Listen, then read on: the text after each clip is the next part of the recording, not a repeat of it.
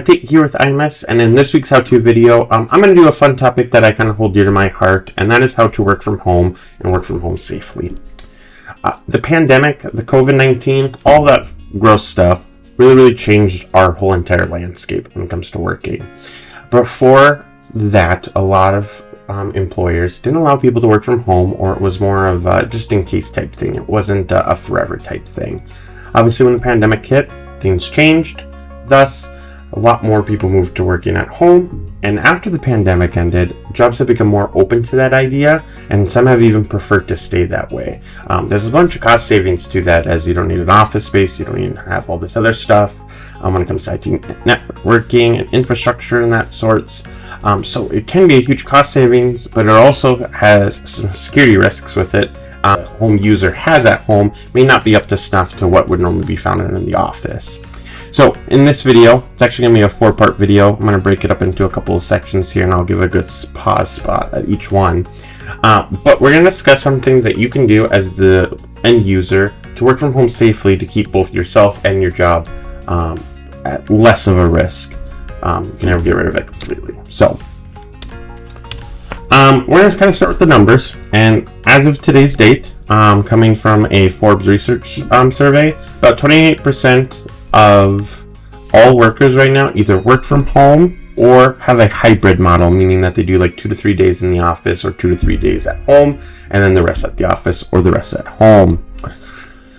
Another huge survey, though, also stated that about 20% of security breaches come from remote workers, which is a very scary thought process that, hey, over 28% of our businesses are working from home, and a fifth of those employees are what are causing security breaches. Another thing to kind of keep in mind too, at least on the small business side of things, last kind of estimate from the United States Security and Exchange Service was that 60% of small businesses that suffer a cyber attack or a data breach go out of business within 6 months of that attack, just because they're not able to recoup those costs. So what can I do to help protect ourselves in those type of things? So, like I said, it's going to be a 4-part video, and then this section we're going to talk about part 1, but the 4 parts are as follows: your own computer safety, your password safety, your networking safety, and you yourself. So, to kick it off, we're going to talk about computer safety. And I'm really kind of break that down into 5. I'm going to add a 6th one on here, the main topics on what you can be doing to protect yourself. The first one is actually really simple, as long as you kind of time your workflow and keep your computer online. And that's computer updates. So most people are either running a Windows machine or a Mac PC. And these devices have the ability to set up automatic updates, and if that is something you guys want to see on how to set up, leave a comment below and I will do that in a future video. But you're able to schedule Windows updates or Apple updates so that all your apps on the Apple side of things, and on the Windows side of things, all your Windows apps and all of your Windows OS things that you don't actually download, like say Adobe, that stuff doesn't count, but like Windows apps, meaning Office and Windows itself, actually can update on an automatic schedule in the middle of the night, and it'll actually restart and reboot your computer during that night time.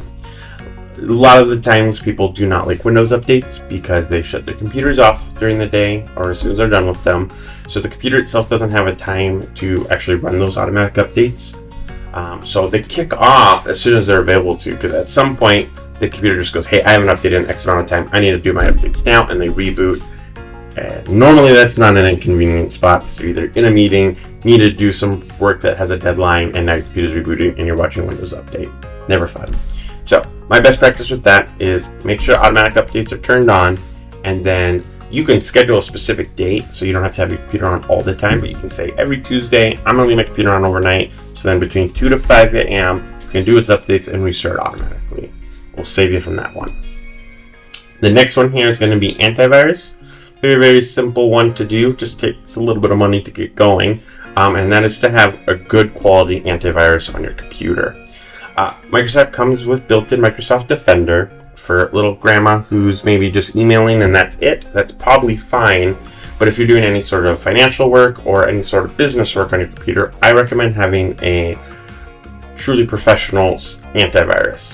What I mean by that is not some of the free ones that you can get out there. So like your Avast, your AVG, while they do have some protection that they give you, I'm not saying they don't have their merit, but as viruses and different attacks come out, antiviruses update their signatures and those detections almost daily. And on the paid subscription or paid software, you get access to those software updates or those detection updates automatically. You don't have to worry about an update or anything like that. It just kicks off. Normally on the next time you restart your computer, you're good to go, you're ready to go. With those free versions, they normally bundle them in, quarterly releases, yearly releases, or maybe they don't add them at all.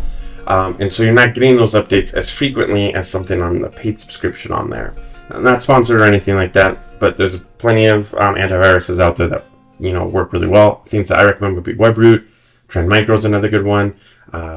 Those are just something that you can get at your local retailer, so like Walmart or Best Buy. That will kind of boost your level of security. The benefit of these antiviruses as well is that normally they're subscription based, which hit or miss depending on how you feel on that. But you get to have them on multiple devices, so you can have them on your phone, on your kids' computers, your family members' computers. So normally that one antivirus is good for 10 devices. Which kind of leads me into the next topic as we talk about friends and family, and that's having separate accounts for both work and personal. Now, not everyone is blessed to have two computers at home, for one that they can do their personal stuff on, so whatever they do, they take care of their family or themselves, and then one for business. A lot of them have just one computer that they do two of them. Both functions on the same computer. What I recommend in those scenarios is to then have separate accounts. Have a work account and have a personal account. Make the work account the admin of the computer, and then have a very secure password for that. And then have your personal account be just a standard user, so it needs admin credentials, because normally your standard accounts are not as secure unless you have really good password posture, which we'll talk about in the next video. But keeping those two separate then, so then at least if your standard account or your home account password gets compromised, and they try and get to cross the bridge into your work side of things, it's going to be locked down because you're going to need admin credentials, which was going to be that admin or that work account's password, and hopefully that is separate. So then that attacker or someone's trying to get into that stuff just has one extra step to try and go through, which normally will deter them to go to the next person. It's not a foolproof method, but it does help your level of security. And the other nice thing too on the personal side of things is it kind of keeps that separation of work and home. So that way, if you're just doing some fun stuff on your home device, you're not constantly worried about clicking the Outlook to see the next email that rolls in. Kind of rolling into that then is going to be limit your access to your computer. So again, if you have friends or family at home and you guys share a computer, I'm not saying that you're not doing anything mischievous or anything on your computer, but if you're not 100% watching your friends or your loved ones be on your computer, you're not necessarily sure what they're doing. So if you are having them have access to it, again, try and have separate accounts.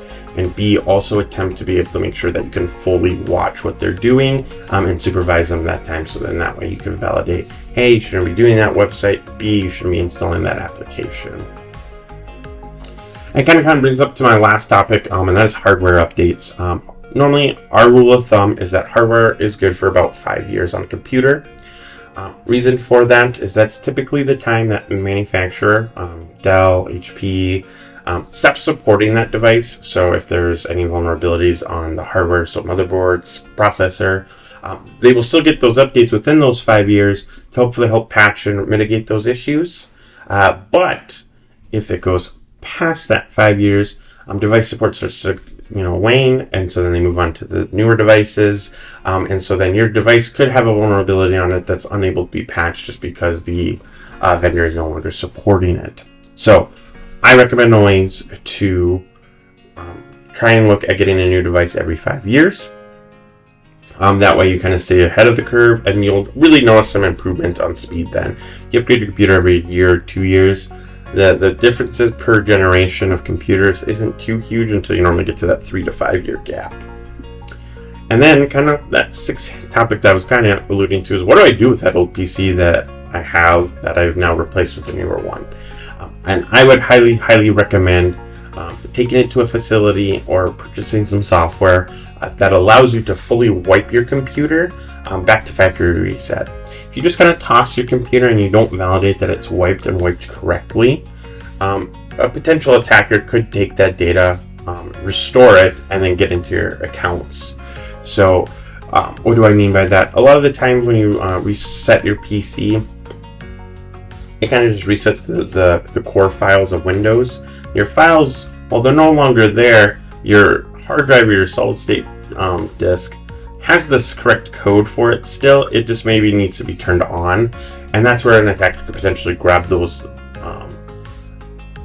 files and get into your accounts. Windows, once it starts filling up with different programs and documents, then it starts overwriting that data, and then that's when it's gone. There's certain software and services out there that actually wipe your data and reset all those data bits down to 0 again. So even if someone attempted to recreate it, they would be starting from nothing. So that kind of helps with that. So in that regards too, in that same exact boat, if you are a HIPAA covered entity or you're dealing with financial information and stuff like that, and just don't ever want to be caught up in a lawsuit or something like that, when you take that device to a place or you purchase software, make sure you get a certificate of destruction of that hard drive, and then store that somewhere very safe and secure, and organized as well, so you know which computer, which model number that went to. That way, if it ever came up and like, hey, we think that breach wouldn't have happened because you threw away that device, you don't have to worry about that because you have proof of that hard drive was destroyed. So that kind of wraps up this week's video, and then the next week's video we will kind of jump into a password posture topic. So thank you so much for tuning into this week. I hope this was informational. Again, if you have any questions or comments or ideas for future videos, leave it in the comments below, but don't forget to like and subscribe, and I will see you in the next video. Thank you so much now, and take care.